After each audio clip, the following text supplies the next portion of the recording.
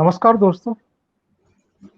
बिहार चुनाव की घोषणा हो चुकी है और बिहार के साथ साथ मध्य प्रदेश की भी 27-28 विधानसभा के उपचुनाव हो रहे हैं। उनकी भी घोषणा चुनाव आयोग कर चुका है और ये कितने अहम चुनाव हैं बिहार के भी और मध्य प्रदेश के भी, इस पर चर्चा करने के लिए मेरे साथ मुंबई से जुड़े हुए हैं जाने माने पत्रकार लेखक मार्मिक के पूर्व संपादक भाऊ तोरसेकर। भाऊ, आपका अभिनंदन है। भाऊ, बिहार चुनाव को कितना अहम मानते हैं और उसके बाद मध्य प्रदेश पर भी हम आपसे बात करना चाहेंगे। बिहार की बात तो साफ है कि टीना फैक्टर जिसको बोलते हैं, सामने कोई लड़ने वाला है नहीं, इसलिए बीजेपी और नीतीश को बिल्कुल आसान हो गई है ये चुनाव। तो इसलिए महत्वपूर्ण तो है, लेकिन मेरा ख्याल है कि जिनको बचाना है उनके लिए कोई संकट नहीं दिखाई देता, कोई चैलेंज खड़ा करने वाला है ही नहीं। तो आसान है। हाँ, एक बात होती है कि आसान है करके सोते बैठे तो धक्का लग सकता है, वरना बिल्कुल आसान है। मेरा ख्याल है उससे ज्यादा बीजेपी के लिए तो मध्य प्रदेश बचाना इम्पोर्टेंट है। मैं तुलनात्मक बोल रहा हूं कि वो तो खाली 27 सीटों की है, ये मेरे ख्याल में 224 सीटों की लड़त है, लेकिन उसमें सामने कोई है ही नहीं। सबसे बड़ा लीडर कौन है? तो तेजस्वी है, जो लीडर है ही नहीं। तो इसलिए बीजेपी के लिए या नीतीश के लिए बिल्कुल आसान लड़त है। पर भाव, हमने ये देखा है कि 15 साल की एंटी इनकम्बेंसी बहुत बड़ी होती है और चाहे मध्य प्रदेश हो चाहे छत्तीसगढ़ हो, जहां भारतीय जनता पार्टी की सरकारें थी और वहां पर फिर कांग्रेस आ गई। गुजरात में भी एक बार तो लग रहा था कि शायद चुनाव फंस रहा है, तो वहां भारतीय जनता पार्टी फिर से आ गई, 15 साल के बाद भी आ गई। तो उस लिहाज से अगर देखें तो बिहार का चुनाव भी चुनौतीपूर्ण तो है। नहीं हो, मैं वही तो बोल रहा हूँ ना। वैसी बात ऐसी कि कोई चैलेंजर होना चाहिए। हम जब बोलते हैं कि 70 साल 50 साल कांग्रेस ऑल ओवर इंडिया जीतती रही, तो कोई ऑल इंडिया अल्टरनेटिव खड़ा नहीं था। और कांग्रेस हारी तो भी अलग अलग स्टेट्स में हारी, लेकिन फिर दिल्ली में आती रही। आप अगर ये समझना है ये क्या तरीका होता है, वोटिंग पैटर्न होता है। जी। तो आपको एक बात बता दूं कि 2017-18 में जब बाई इलेक्शन पार्लियामेंट के हुए, तो कुछ 11-12 में से एक या दो सीट बीजेपी बचा पाई जो उनकी थी, लेकिन बाय पोल्स में हार गए। लेकिन जब जनरल इलेक्शन आ गई 19 में, वो सब सीटें वही जीत गए। लेकिन अपोजिशन उस पर निर्भर था कि भाई ये तो हारेंगे, क्योंकि इतने तो बाई इलेक्शन हारे। तो उसमें एक फर्क ऐसा होता है कि जब बाई इलेक्शन होता है, उपचुनाव होता है, तो उपचुनाव में जो वोटर निकल के बाहर आता है उसको एक एमपी और एक एमएलए चुनना है। जी। लेकिन जब जनरल इलेक्शन होता है तो उसको चीफ मिनिस्टर या प्राइम मिनिस्टर या सत्तारूढ़ दल चुनना होता है। तो उसी तरीके से फ्लोटिंग वोट यहां का वहां हो जाता है। और एक बात होती है कि उपचुनाव में वोटिंग उतना नहीं होता जितना माहौल बनने से होता है, जो जनरल इलेक्शन में होता है। तो इसलिए मध्य प्रदेश आप बोले, राजस्थान की बात ले लो, तो हार गई बीजेपी, असल की बात। लेकिन उतनी भी हारी नहीं है। अगर आप देखें तो राजस्थान में कांग्रेस से 1% वोट कम था। बिल्कुल। मध्य प्रदेश में 1% वोट कांग्रेस से ज्यादा था, फिर भी मेजोरिटी निकल गई हाथ से। छत्तीसगढ़ में असल में बीजेपी हारी है, जी। अगर हम चुनाव समझना चाहे तो इसी ढंग से अगर आप बिहार का चुनाव देखें, तो बिहार के चुनाव में मुझे याद है लास्ट टाइम जब हुआ था, तो 14 के पार्लियामेंट चुनाव के बाद जब उधर जो एमएलए थे वो एमपी बन गए बीजेपी के, 22 या कोई ज्यादा सीटें आई थी उनके, 22 से ज्यादा आई थी। जी तो जो 9 इनके एमपी बन गए तो उनकी सीटें खाली हो गई। तो उसके लिए जब उपचुनाव हुए तब लालू और नीतीश ने आपस में मिली भगत कर ली थी कि एक दूसरे के स्टेज पर नहीं जाएंगे, फिर भी ये 4 सीटें हम लड़ेंगे, वो 5 सीटें तुम लड़ो, और वो जी जीत गए। वो बीजेपी के लिए सिग्नल था कि अगर ये लोग इकट्ठा हो जाते हैं तो वोटिंग पैटर्न जो है वो बदलता है। लेकिन उस वक्त बीजेपी ने वो समझ में नहीं लिया, तो उसका खामियाजा आगे जाकर उसका फायदा देखा। तो लालू और नीतीश इकट्ठा हो गए, और जब इकट्ठा हो गए तो उन्होंने इनको परास्त करके दिखाया। तो इसलिए चुनाव का जो पैटर्न, असेंबली हो, पार्लियामेंट हो, या उपचुनाव हो, जनरल इलेक्शन हो, वो अलग अलग ढंग से होता है, वो समझना जरूरी होता है। अच्छा नीतीश, अभी आप देखिए और एक बात बोलो कि जी जब बिहार के चुनाव आने वाले थे तब प्रशांत किशोर इनके साथ थे, नीतीश के साथ, और जी उन्होंने जैसा गाइड किया उसी ढंग से उन्होंने चुनाव चुनाव लड़ा था। अभी वो इनके साथ नहीं है, एक बात। दूसरी बात यह है कि उन्होंने सही सलाह दी थी कि भाई चेहरा चाहिए, तो मांझी को हटाओ और तुम खुद चीफ मिनिस्टर बन जाओ, और जो गठबंधन बनेगा उसमें साफ सुथरा चेहरा नीतीश का है तो उसको पेश करो, और वो जीत गए। बीजेपी हार गई। जो पार्लियामेंट में 1 साल का फर्क था, फिर भी देखिए राजस्थान है, मध्य प्रदेश आप देखेंगे तो गुजरात है, इवन छत्तीसगढ़, जहां 4-6 महीने के फर्क से कितना वोटिंग पैटर्न बदला। तो वोटर जो है वो बहुत सयाना हो गया है। हमारे यहाँ एनालिस्ट सयाने नहीं हो रहे, इसलिए उस पर अगर निर्भर करके जाते तो वो बात गलत है। आज हाँ, अभी भी आप जो बोल रहे कि एंटी इनकम्बेंसी होती, तो जो सत्ता में है उसके बारे में गुस्सा होता है, लेकिन आम आदमी जो होता है वो कैसे सोचता है। तो एक यशवंत देशमुख करके सेफोलॉजिस्ट है, आपको याद जी मालूम है, तो जी जी उन्होंने उस वक्त एक बात बढ़िया बताई थी कि अगर हम सेफोलॉजी में सर्वे लेते तो जो सवाल पूछते हैं वो सवाल ठीक ढंग से पूछने चाहिए। तो उस वक्त 19 के चुनाव में उन्होंने एक बात बताई थी कि लोगों से पूछा कि भाई ऐसा कौन सा सवाल है, इशू है कि जिस पर आपका वोट बनेगा और डाला जाएगा। तो जी 29% लोगों ने बोला था, 29%, कि हम बेरोजगारी सबसे इंपॉर्टेंट इशू मानते। जी अगर इसमें हम वो 29% खिलाफ जाएंगे ये पकड़ लेते, लेकिन उसको एक जुड़ा सवाल पूछा गया कि भाई ये सवाल कौन हल करेगा। तो 78% लोग बोले मोदी हल करेगा।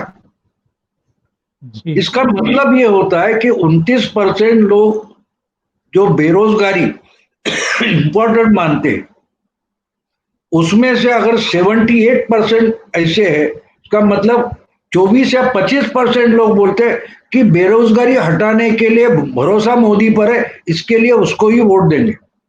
लेकिन आप जी आसान जवाब देखेंगे तो आप बोलेंगे 29% मोदी के खिलाफ गए। नहीं, 29 में से 25% मोदी के साथ जाते।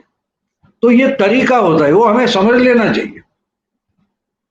कठिन सवाल जो होता है उसका आसान जवाब होता नहीं है, हमें वो समझना और जरूरी है। भाव ये जो सब जानते हैं कि उत्तर प्रदेश में, बिहार में, इन राज्यों में कांग्रेस की स्थिति क्या है, लेकिन पिछले कुछ दिनों से जो टोने टोटके हो रहे हैं, राज्यसभा में भी कृषि सुधार बिल को रोकने की कोशिश की गई।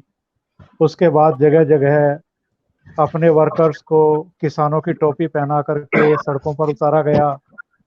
दिल्ली में इंडिया गेट के पास राजपथ पर एक पंजाब से लाकर के ट्रैक्टर जला दिया गया।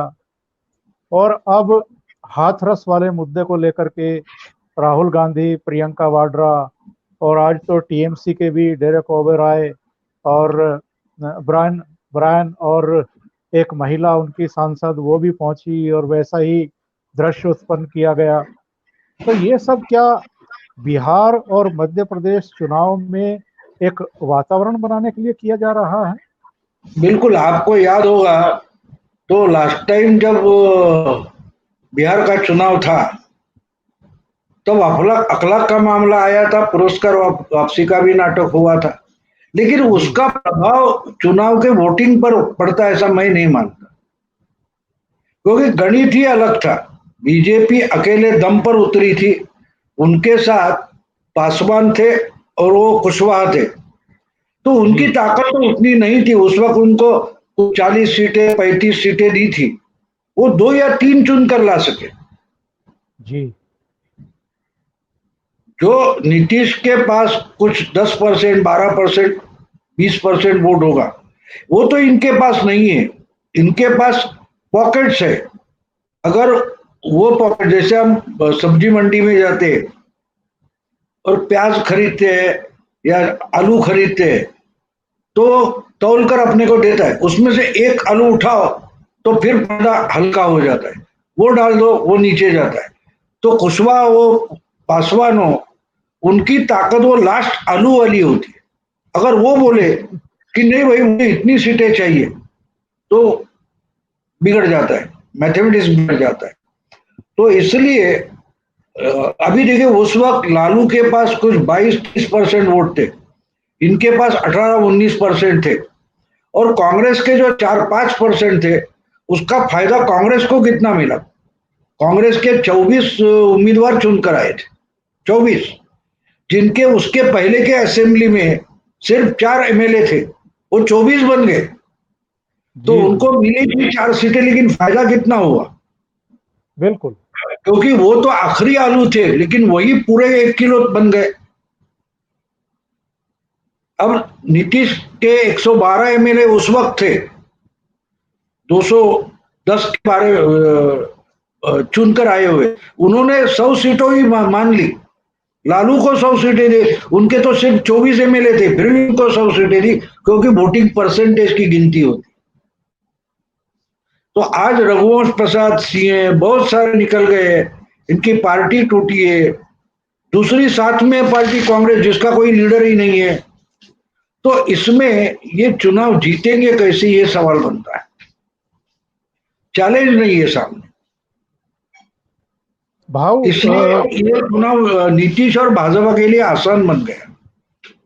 भाव हमने उत्तर प्रदेश में भी देखा था जब विधानसभा चुनाव आए थे, तो समाजवादी पार्टी, बहुजन समाज पार्टी और अजीत सिंह की राष्ट्रीय लोकदल, इन तीनों ने तो गठबंधन बना लिया था, पर कांग्रेस को उस गठबंधन में एंट्री नहीं दी थी। मायावती ने कह दिया था कि कांग्रेस तो बिल्कुल नहीं। बिहार में भी अब सीटों के तालमेल की बात आ रही है, तो राष्ट्रीय जनता दल के जो जो भी इस समय नेता है, उनको नेता माने नहीं माने, तेजस्वी यादव, वो भी इनको भाव देने को तैयार नहीं है। 40-45 और कोई कह रहा है कि चलो 60 तक दे देंगे, पर इससे ज्यादा सीटें कांग्रेस को देने को तैयार नहीं है। तो कांग्रेस की जो ये दुर्दशा दिखाई दे रही है कि ना उत्तर प्रदेश में जो बाकी के क्षेत्रीय दल हैं वो इनको सीरियसली लेने को तैयार हैं, ना बिहार में इनको क्षेत्रीय दल सीरियसली लेने को तैयार है। यानी जो राज्यों के क्षेत्रीय दल हैं वो एक राष्ट्रीय पार्टी को, सो कॉल्ड राष्ट्रीय पार्टी को सीरियसली लेने को तैयार नहीं है। कहीं ये फ्रस्ट्रेशन है कि बार बार सड़कों पर उतरने की कोशिश करते हैं, बार बार एक माहौल बनाने की कोशिश करते हैं, विदेश यात्रा से आते हैं तो खुद को रीलॉन्च करने की कोशिश करते हैं। नहीं, और क्या कर सकते? आप उल्टे ढंग से, मैं सोचता, मेरा मेरा सोचने का तरीका थोड़ा अलग है और उल्टा है। ये हाथरस का जो मामला है वो आप देख रहे हैं, और आप भी और पूरा मीडिया एक्साइट क्यों है मुझे पता नहीं है, मुझे नहीं पता है। आप एक बारीकी से देखिए, 6 दिन से चल रहा किसानों का आंदोलन कहाँ चला गया गए 3 दिन? इन्होंने मार दिया वो किसानों का आंदोलन। कहाँ है वो आंदोलन? आपने अभी बोला ना, उधर ट्रैक्टर लाके जला दिया, इधर उधर किसान रास्ते पर टोपियां लगाकर खड़े कर दिए, जो कुछ जी था। जी। लेकिन मीडिया का जो अवकाश है उसमें वो छा गए थे। ये हाथरस का मामला उठा और किसान, उनके कानून, जो कुछ है आंदोलन, गायब हो गया। अब कल कल रात को मैं देर तक टीवी देखता रहा, कोई न्यूज चेक करता रहा, तो सुखविंदर सिंह बादल और हरसिमरत कौर, उनको अरेस्ट हो गया चंडीगढ़ में। नीचे के पट्टी में आया जी था, कोई एंकर बोल भी नहीं रहा था। तो कहाँ गया किसान आंदोलन? जी अब पूरे देश में जो खड़ा होकर देख रहे थे आप, तो कल प्रियंका और राहुल ने वो आंदोलन ही खत्म कर दिया। क्योंकि अभी राहुल को धक्का मारा, मेरे भैंस को धक्का क्यों मारा, ये गाना चल रहा है जोरों से।